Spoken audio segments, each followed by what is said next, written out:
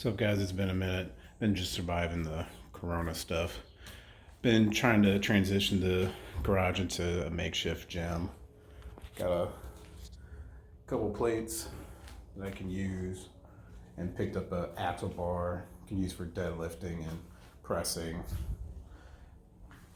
Was able to get the yoke from the gym that I can use to help with squats and do yoke runs. Got a battle rope. Picked up a couple things for grip. Got this pinch thing and got a pin. Got a pretty useful sandbag, about 300 pounds. Got some stones outside that I can use for lifting too. But I'll show you a couple lifts that you can do in the meantime outside of a gym. There's no real competitions coming up, so I'm just maintaining more than anything. But today I'll be doing deadlifts, some car pulls, and maybe some stone presses.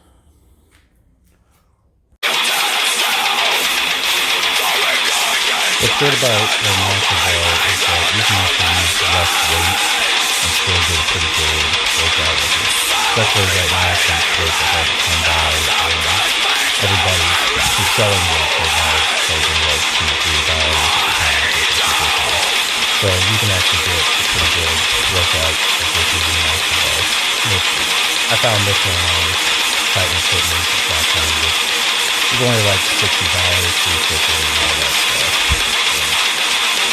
It's pretty light, it's only 30 pounds, but I get it. I don't use it for super heavy deadlifts. But it's pretty reliable for exercise and other stuff that you can use it for. And what's good about Active is that it's tough on your grip. So you can do some light, double overhand things and all that stuff. And get pretty good results from it. So they'll make smaller bars, Olympic bars, feel pretty light. As you see here, I'm actually going to strap for the deadlift because clearly I'm not up to power doing double overhands with 400 pounds.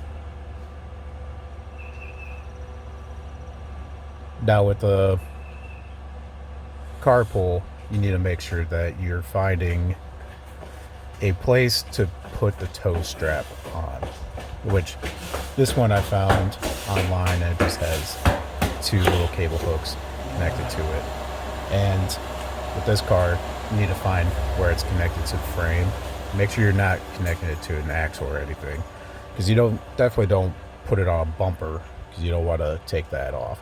So be sure to actually find a spot to locate, connect it. That way you're not destroying your vehicle, because obviously vehicles are very expensive.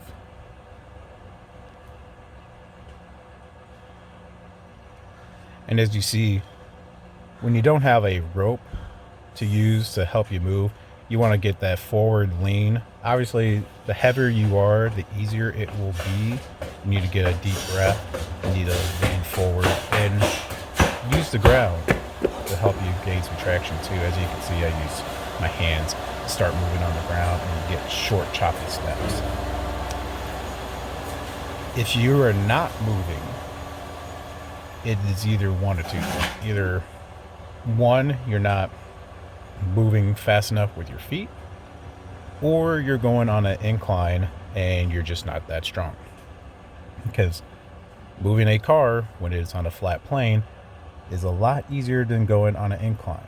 Because when you're going on a flat plane, you're probably only moving maybe 8 to 1,000 pounds at that point.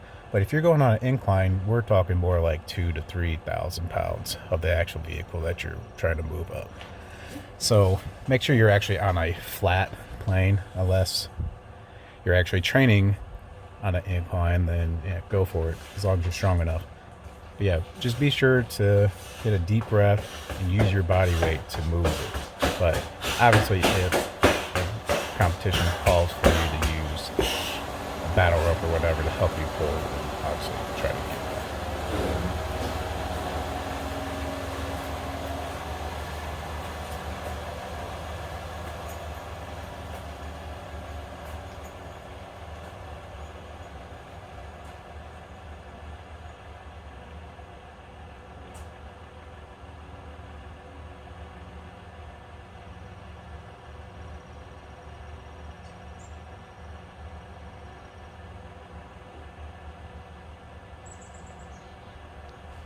Now I'm transitioning to just pull in the vehicle. Now this is going to tax your hamstrings greatly. It's good for cardio work and everything else, and kind of simulates what you'd be doing for like a sled drag pull and all that stuff. Um, Obviously, this is might be a little bit easier than the sled because the sled doesn't have wheels on it, and once you get the car moving, it's relatively easy to move.